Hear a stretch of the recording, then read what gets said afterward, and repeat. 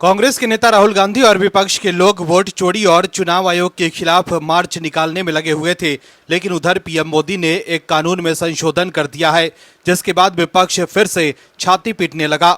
हर विपक्ष के नेता इसे लोकतंत्र के साथ धोखा भी करार दे रहे हैं। वहीं अब राहुल गांधी ने भी गजब यूटर्न ले लिया है। आगे इस रिपोर्ट में बताएंगे सब कुछ कि कैसे विपक्ष को लगा है 440 वोल्ट का झटका।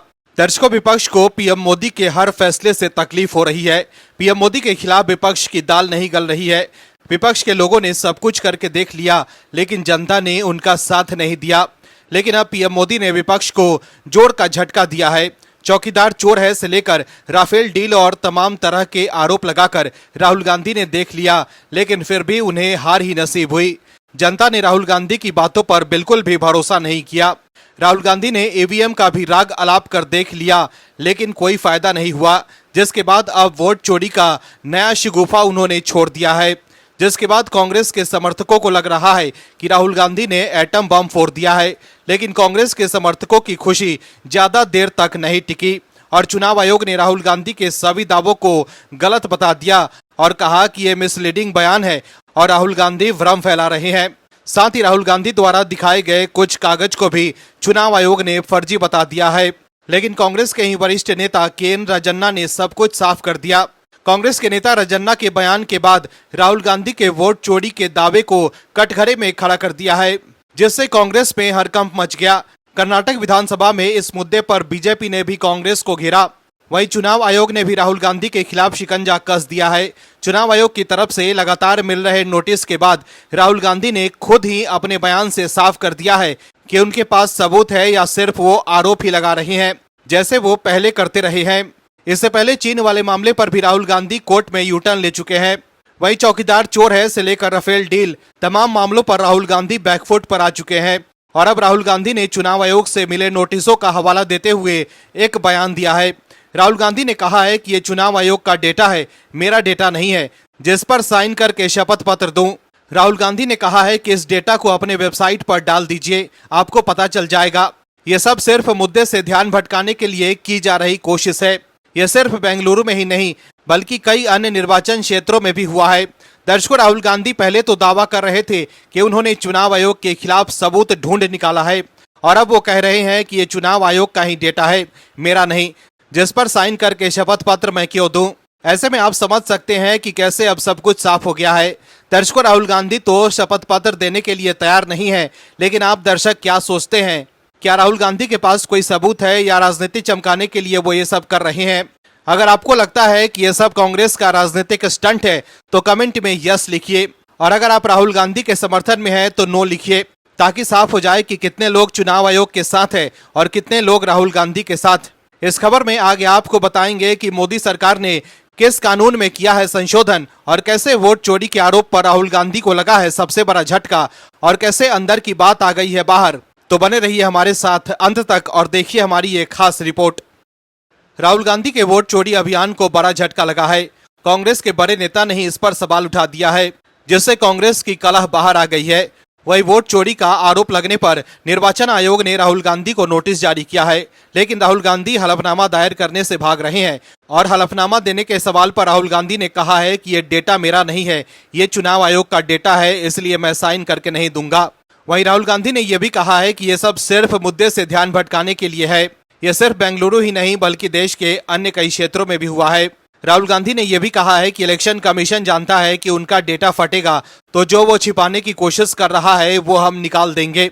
वहीं दूसरी तरफ अब वोटर वेरिफिकेशन और वोटों की चोरी के आरोप पर हंगामे के बीच सोमवार को बिना चर्चा के नया आयकर बिल नंबर 2/2025 और कालाधन कानून संशोधन बिल 2025 लोकसभा में पास हो गया। वहीं राज्यसभा में गोवा विधानसभा एसटी रिजर्वेशन बिल और मणिपुर से जुड़े 3 विधेयक पेश किए गए। हालांकि इन बिलों को पेश करते समय विपक्ष का हंगामा जारी रहा। इस पर राज्यसभा सांसद मल्लिकार्जुन खड़गे ने कहा कि चर्चा के लिए कहा जा रहा है कि हाउस ऑर्डर में नहीं है और बिल पारित हो रहे हैं। ये लोकतंत्र के साथ धोखा है। लोकतंत्र की रक्षा होनी चाहिए। चेयर को नेता सदन को ये स्पष्ट करना चाहिए, ये कैसा लोकतंत्र है। दर्शकों, अपने तीसरे कार्यकाल से पहले पीएम मोदी ने साफ कर दिया था कि भ्रष्टाचार के खिलाफ वो सख्त कार्रवाई करेंगे। ऐसे में अब कालाधन कानून संशोधन बिल 2025 लोकसभा में पास हो गया। वहीं गांधी वाड्रा परिवार के खिलाफ भी भ्रष्टाचार के मामले में कार्रवाई हो रही है। रॉबर्ट वाड्रा से लेकर राहुल गांधी और सोनिया गांधी के खिलाफ ईडी ने कई गंभीर आरोप लगाए हैं और उनके खिलाफ ईडी की कार्रवाई जारी है। वहीं राहुल गांधी और विपक्ष के सांसदों ने वोट चोरी का आरोप लगाकर मार्च निकाला था, लेकिन पुलिस ने उन्हें रोक दिया। वहीं मार्च को लेकर राहुल गांधी ने एक्स पर पोस्ट कर कहा है कि वोट चोरी के खिलाफ इस आंदोलन में इंडिया के सभी साथी सांसदों को कंधे से कंधा मिलाकर पूरी शक्ति के साथ लड़ने के लिए दिल से धन्यवाद। जैसा कि मैंने कहा, ये लड़ाई राजनीतिक नहीं है, लोकतंत्र, संविधान और मताधिकार की रक्षा की है और हम ये मिलकर हासिल करेंगे। वहीं राहुल गांधी के इस आरोप को चुनाव आयोग ने गलत बता दिया है। राहुल गांधी के इस पोस्ट पर भी चुनाव आयोग ने मिसलीडिंग का ठप्पा लगा दिया है। इसके अलावा मार्च को लेकर कांग्रेस पार्टी की तरफ से भी एक पोस्ट किया गया था और वोट चोरी के खिलाफ लड़ाई की बात कही गई थी, लेकिन चुनाव आयोग ने इस पर भी इनकरेक्ट का ठप्पा लगा दिया है। वहीं अब विपक्ष के एक और नेता ने बड़ा दावा कर दिया है। महाराष्ट्र के पूर्व सीएम और शिवसेना यूबीटी चीफ उद्धव ठाकरे ने कहा है कि जब हम बीजेपी के साथ गठबंधन में थे तो बीजेपी के ही एक नेता ने मुझे बताया था कि ईवीएम कैसे हैक होती है। उन्होंने कहा कि अब वो नेता नहीं है, लेकिन बीजेपी में ही है। हालांकि उन्होंने उस नेता का नाम नहीं बताया। दर्शकों, विपक्ष के पास पीएम मोदी और मोदी सरकार के खिलाफ कोई मुद्दा ही नहीं है, इसलिए वो तरह तरह के आरोप लगा रहे हैं। दर्शकों, विपक्ष के लोग सिर्फ आरोप लगाना जानते हैं, लेकिन सबूत नहीं दे पाते हैं। ईवीएम हैक करने को लेकर भी चुनाव आयोग ने विपक्ष को चुनौती दी थी, लेकिन तब विपक्ष के किसी भी नेता ने चुनाव आयोग के पास जाकर ईवीएम हैक करने की हिम्मत नहीं दिखाई। चुनाव आयोग ने साफ साफ कह दिया था कि आइए और ईवीएम हैक करके दिखाइए, लेकिन तब विपक्ष ने चुनाव आयोग के सामने सरेंडर कर दिया था। और अब एक बार फिर विपक्ष के लोग चुनाव आयोग को निशाने पर ले रहे हैं, लेकिन चुनाव आयोग ने भी साफ कर दिया है कि वो पीछे हटने के मूड में नहीं है। चुनाव आयोग एक के बाद एक नोटिस जारी कर राहुल गांधी से हलफनामा देने की मांग कर रहा है, लेकिन राहुल गांधी ने साफ कर दिया है कि वो हलफनामा देने के लिए तैयार नहीं है। ऐसे में आप समझ सकते हैं कि दाल में कुछ काला नहीं, पूरी की पूरी दाल ही काली है। बिहार में मतदाता सूची में गड़बड़ी और चुनाव में कथित धांधली के खिलाफ इंडी गठबंधन ने सोमवार को संसद से निर्वाचन सदन तक मार्च निकाला। मार्च में आगे आगे कांग्रेस के नेता राहुल गांधी चल रहे थे। इस दौरान काफी हंगामा हुआ और दिल्ली पुलिस ने विपक्षी नेताओं को चुनाव आयोग तक पहुंचने से पहले ही रोक दिया। वहीं पुलिस के रोकने पर सपा प्रमुख अखिलेश यादव बैरिकेड फांद गए। इस दौरान विपक्ष के नेताओं को हिरासत में ले लिया गया। हिरासत में लिए जाने पर लोकसभा में विपक्ष के नेता और कांग्रेस सांसद राहुल गांधी ने कहा कि हकीकत ये है कि वो बोल नहीं सकते, सच्चाई देश के सामने है। ये लड़ाई राजनीतिक नहीं है, ये संविधान बचाने की लड़ाई है, वन मैन वन वोट लड़ाई है। हम साफ सुथरी मतदाता सूची चाहते हैं। वहीं दिल्ली पुलिस ने राहुल गांधी, प्रियंका गांधी वाड्रा, संजय राउत और सागरिका घोष समेत इंडी गठबंधन के सांसदों को हिरासत में ले लिया। दिल्ली पुलिस द्वारा हिरासत में लिए जाने के बाद कांग्रेस सांसद रणदीप सुरजेवाला ने कहा कि क्या जेल की सलाखें राहुल गांधी और विपक्षी सांसदों को रोक पाएगी। अब एक ही नारा है, बोल रहा है पूरा देश, वोट हमारा, छू के देख। इस देश की जनता ने मोदी सरकार और चुनाव आयोग की साझेदारी को नकार दिया है। वहीं राहुल गांधी समेत विपक्षी सांसदों को हिरासत में लिए जाने के बाद विपक्ष के लोग जमकर हंगामा कर रहे हैं। वहीं दिल्ली पुलिस द्वारा हिरासत में लिए गए इंडी ब्लॉक के सांसदों को संसद मार्ग पुलिस स्टेशन ले जाया गया। इस दौरान विपक्षी सांसद मोदी सरकार पर निशाना साध रहे थे। दर्शकों, चुनाव आयोग पर निशाना साधने के चक्कर में राहुल गांधी की मुश्किलें बढ़ गई है। विपक्षी सांसद विरोध प्रदर्शन कर रहे थे, जिसके बाद उन्हें हिरासत में लिया गया था। हालांकि बाद में पुलिस ने उन्हें छोड़ दिया। दर्शकों, राहुल गांधी एसआईआर को लेकर चुनाव आयोग पर निशाना तो साध रहे हैं, लेकिन चुनाव आयोग एसआईआर इसलिए ही कर रहा है ताकि वो वोटर लिस्ट को साफ कर सके और जो लोग अवैध तरीके से वोटर लिस्ट में शामिल हैं और वो अवैध तरीके से वोट डालते हैं, उनके खिलाफ कार्रवाई की जाए। लेकिन विपक्ष को लग रहा है कि उनके वोट बैंक के खिलाफ न कहीं कार्रवाई हो जाए। लेकिन अब चुनाव आयोग पीछे हटने के मूड में नहीं है। दर्शकों, कांग्रेस के नेता राहुल गांधी चुनाव आयोग पर आरोप तो खूब लगा रहे हैं, लेकिन अपने आरोपों को लेकर कोई ठोस सबूत नहीं दे पाए। चुनाव आयोग कह रहा है कि हलफनामा दीजिए और अपने आरोपों के पक्ष में दस्तावेज पेश करिए, लेकिन राहुल गांधी ऐसा नहीं कर पा रहे। लेकिन अब जब चुनाव आयोग ने सख्त कार्रवाई की है तो कांग्रेस में खलबली मच गई है और पार्टी के नेता राहुल गांधी को बचाने में लग गए हैं। दरअसल राहुल गांधी के आरोपों के बाद महाराष्ट्र और हरियाणा चुनाव आयोग ने राहुल को नोटिस जारी किया, जिसमें उनसे दस्तावेज पेश करने को कहा गया है, जिस आधार पर उन्होंने चुनाव आयोग पर अनियमितता का आरोप लगाया था। साथ ही उन्हें 10 दिनों के अंदर अंदर हस्ताक्षरित पेश करने के लिए भी कहा गया है। वहीं कर्नाटक के मुख्य निर्वाचन अधिकारी की ओर से जारी नोटिस, महाराष्ट्र और हरियाणा के मुख्य निर्वाचन अधिकारी की ओर से भेजे गए रिमाइंडर के बाद चुनाव आयोग ने अपना कहा फिर से दोहराया है कि राहुल गांधी के पास अभी भी कर्नाटक के मुख्य निर्वाचन अधिकारी के पहले पत्र पर लिखित शपथ पत्र देने या देश से माफी मांगने का समय है। वहीं भारत निर्वाचन आयोग फैक्ट चेक ने राहुल गांधी के वोट चोरी के आरोपों को झूठा और भ्रामक बताया। ईएसआई फैक्ट चेक ने ये कहा कि कोई भी व्यक्ति, चाहे वो कोई मतदाता हो या कोई राजनीतिक पार्टी, चुनाव आयोग की वेबसाइट के माध्यम से 36 राज्यों और केंद्र शासित प्रदेशों में से किसी भी मतदाता सूची को डाउनलोड कर सकता है और स्वयं उसकी जांच कर सकता है।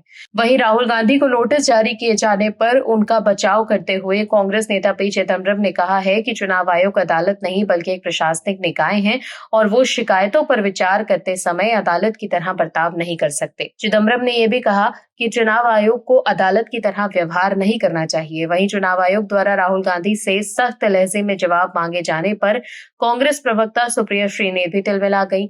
आपको बता दें कि भारतीय चुनाव आयोग ने एक बार फिर सख्त लहजे में कहा है कि राहुल गांधी या तो नियमों के अनुसार घोषणा पत्र दें या फिर अपने झूठे आरोपों के लिए देश से माफी मांगे। इसके बाद इस खबर को शेयर करते हुए सुप्रिया श्रीनेत ने एक्स पर लिखा कि सख्ती से चुनाव आयोग क्या है, कोई पारिवारिक दादाजी? मैं बहुत सख्ती से कहता हूं कि चुनाव आयोग को एक घोषणा करनी चाहिए कि उनकी मतदाता सूची पूरी तरह से त्रुटि रहित है।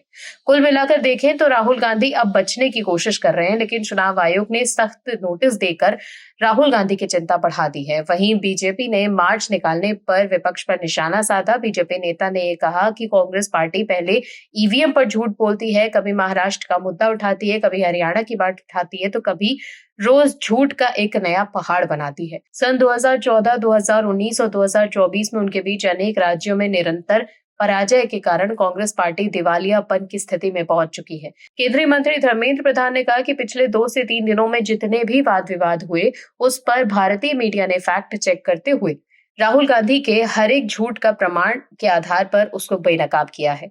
कांग्रेस और विपक्ष के पास केवल वोट बैंक की राजनीति ही बची है। घुसपैठियों को मतदाता बनाकर वो अपनी राजनीतिक रोटियां सेकना चाहते हैं। उन्होंने ये भी कहा कि मैं खास तौर पर भारत के मीडिया का शुक्रिया अदा करता हूं। लगभग हर न्यूज चैनल ने राहुल गांधी के झूठ की सच्चाई की जांच की है और उसे बेनकाब किया है। दर्शकों, राहुल गांधी को बहुत बड़ा झटका लगा है।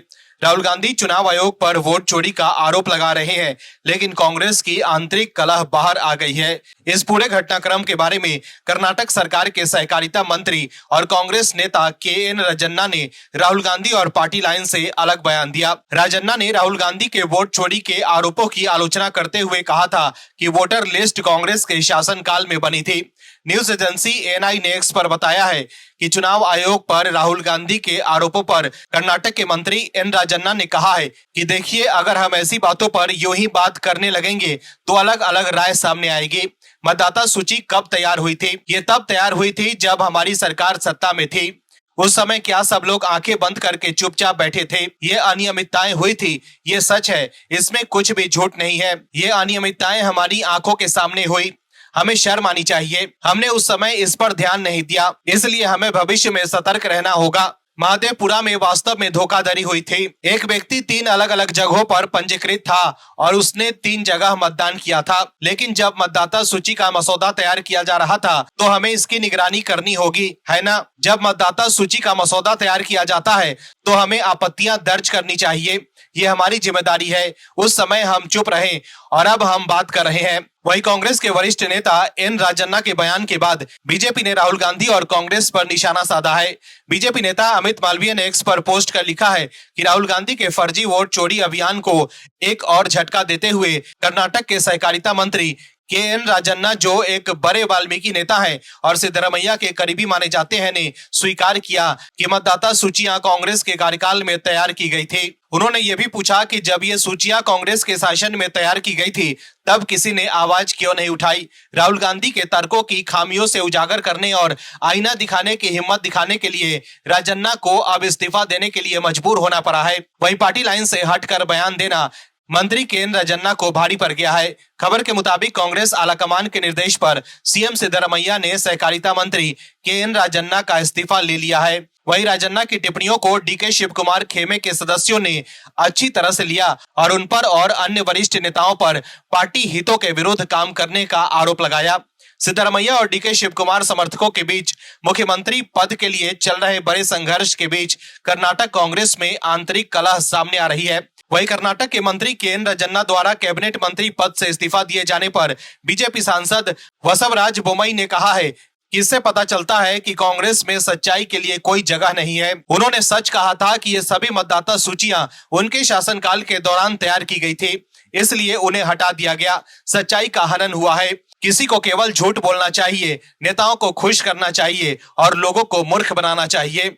यही कांग्रेस का आदर्श वाक्य, सिद्धांत और उद्देश्य है। तो देखा आपने कैसे कांग्रेस के नेता की वजह से राहुल गांधी घिर गए हैं। अब बीजेपी को राहुल गांधी पर निशाना साधने के लिए एक बड़ा मुद्दा मिल गया है। Bureau report OMH news. आप दर्शकों से विनम्र निवेदन है कि चैनल को सब्सक्राइब जरूर करें